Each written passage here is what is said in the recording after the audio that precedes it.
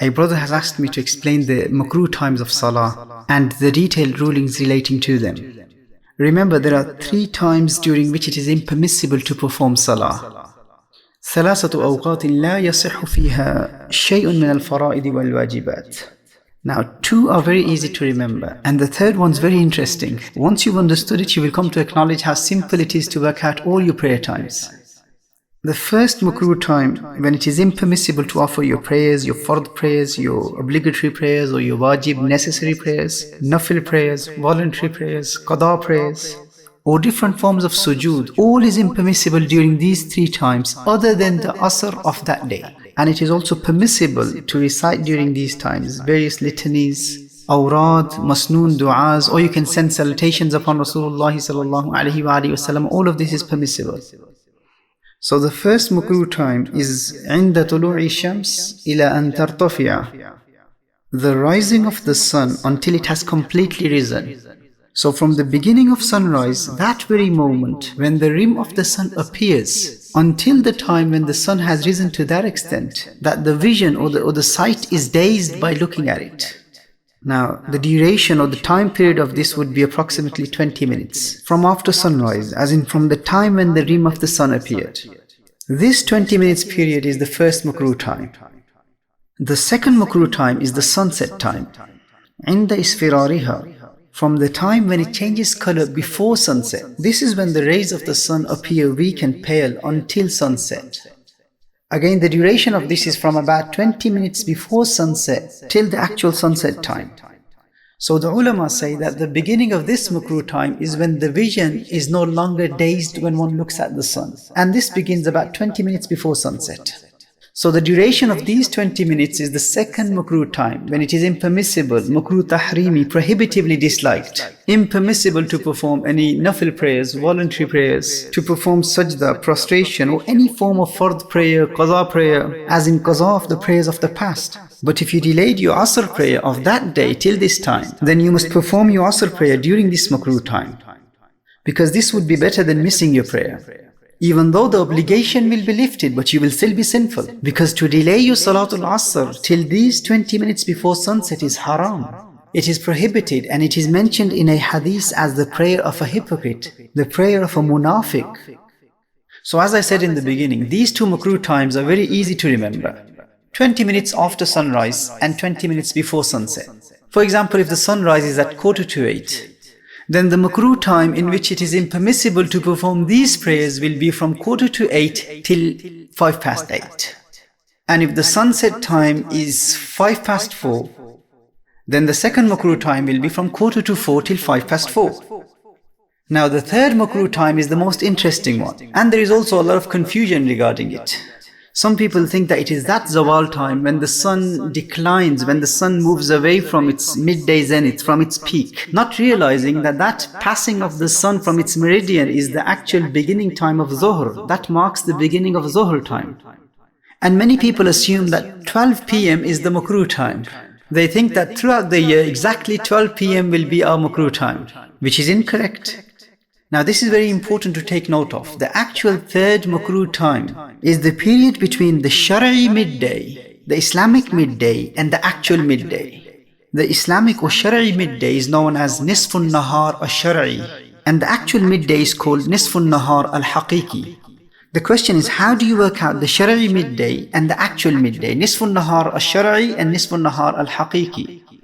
Now, if you pay attention and try to understand this properly, it will make life very easy for those people who always complain about how complicated it is to understand or to work out these makruh times in Islam.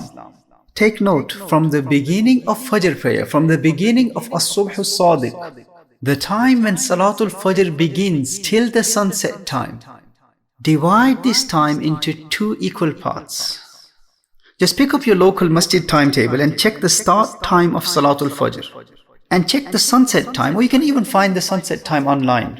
For example, if according to your local masjid timetable, Salatul Fajr begins at 6:30 a.m. And I'm only presenting this as an example for understanding purpose. Not that you start quoting me in the future that Saqib Iqbal follows such and such timetable. This is just an example for your understanding. So from the beginning time of Fajr, which may be 6:30 a.m., till sunset time, which may be 4 p.m., Divide this into two equal parts where the first half ends and the second half begins. This marks the beginning of the Shari'i midday, the Islamic midday. Nisfun Nahar al-Shari'i. That is the beginning of the third makruh time. So how many hours are between as-subh al-sadiq or tulu' al-fajr, the beginning of fajr time, till sunset? From 6:30 a.m. till 4 p.m. you have 9 hours and 30 minutes. Now what's the half of 9 hours and 30 minutes? Half of 9 hours is 4 hours and 30 minutes. And plus the 30 minutes, the half of that is 15 minutes. So 4 hours and 45 minutes is the half of 9 hours and 30 minutes. Is that clear? Now add the 4 hours and 45 minutes to the beginning of as-subh al-sadiq, tulu' al-fajr, to the beginning of fajr time, which was 6:30 a.m. So add 4 hours and 45 minutes to that. 6:30 a.m., 7:30, 8:30, 9:30, 10:30. Plus the 45 minutes, that would be 11:15, quarter past 11. Quarter past 11 is the beginning of Nisfun Nahar al-Shari'i, also known as Ad-Dahwatul Kubra. That is the Islamic midday. That is the beginning of your third makruh time, provided that the start time of Fajr was 6:30 a.m. and sunset was 4 p.m.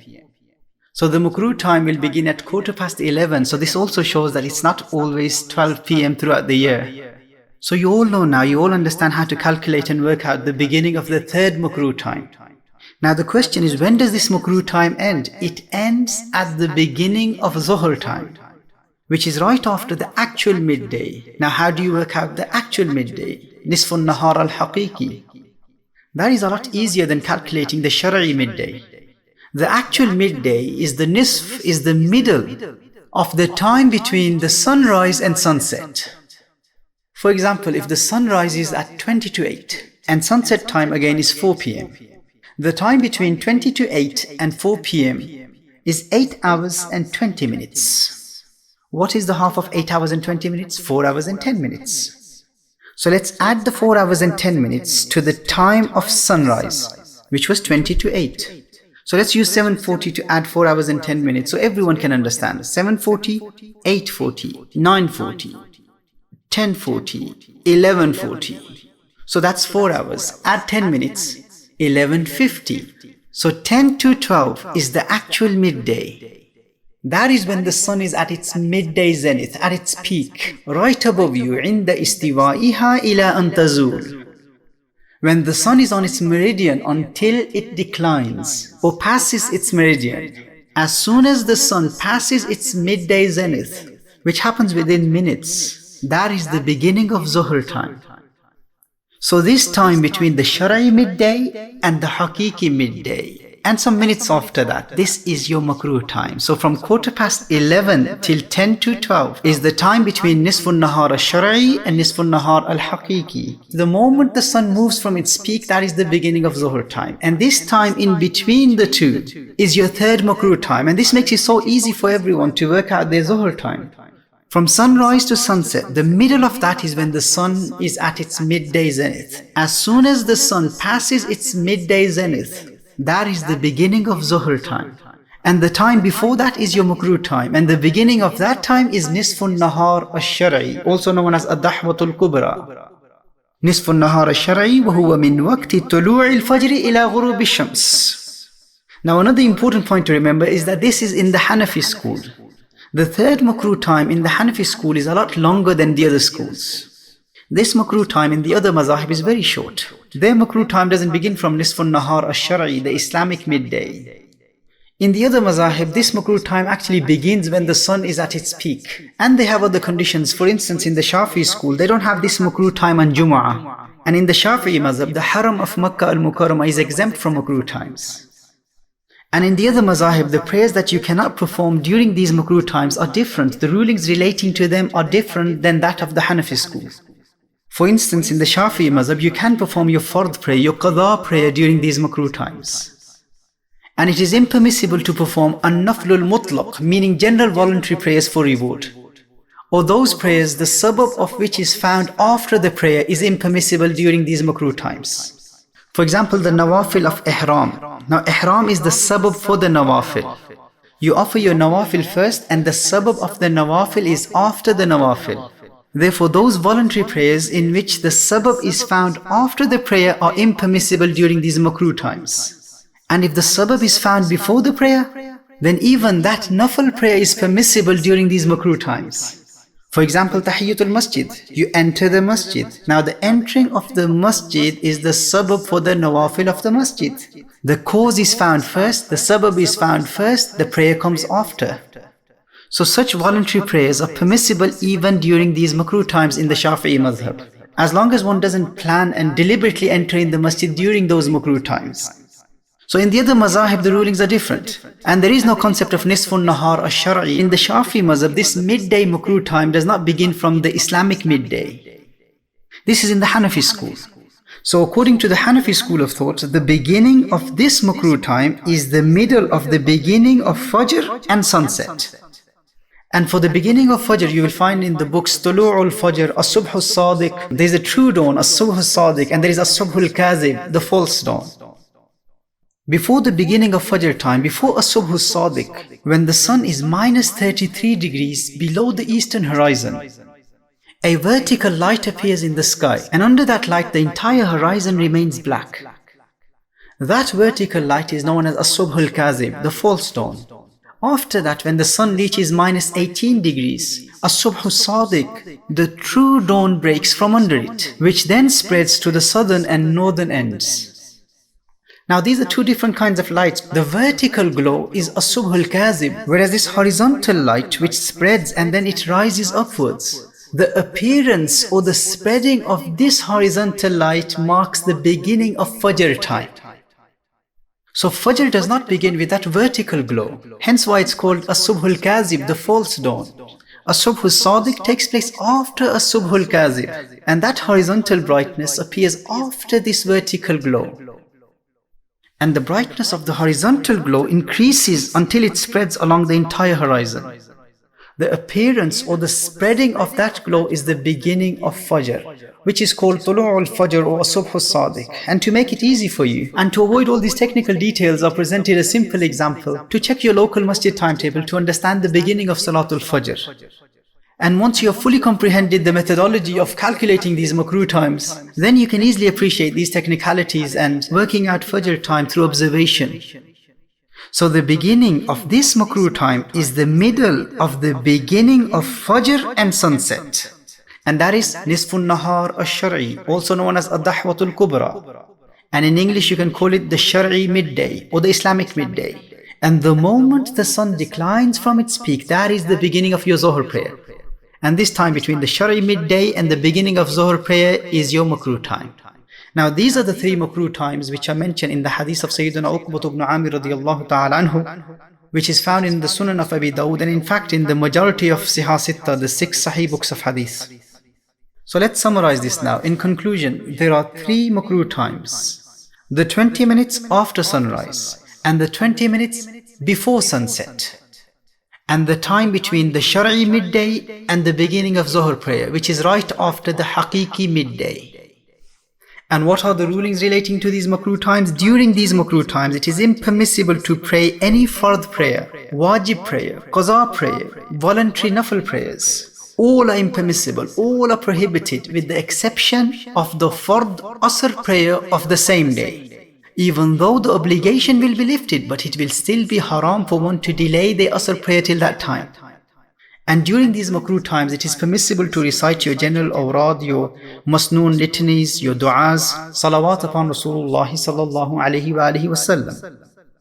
And some additional points: in the Hanafi school, it is impermissible to perform any nafil prayers after the beginning of Salatul Fajr, and even after performing Salatul Fajr, it is impermissible to perform any nafil prayers, any voluntary prayers. It is permissible to perform your qaza prayers, the prayers of the past that you have missed, but you should avoid performing your qaza prayers publicly.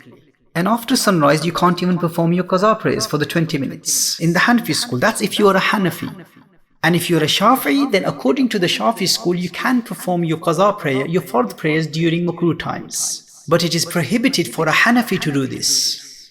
And it is impermissible for a Hanafi to pray any nafil prayers After the beginning of Fajr time and even after performing the Fard of Fajr, it is impermissible to pray any Nafil prayers. And before performing the Fajr, with the exception of the two emphasized Sunnahs of Fajr, it is impermissible for a Hanafi to pray any Nafil prayers.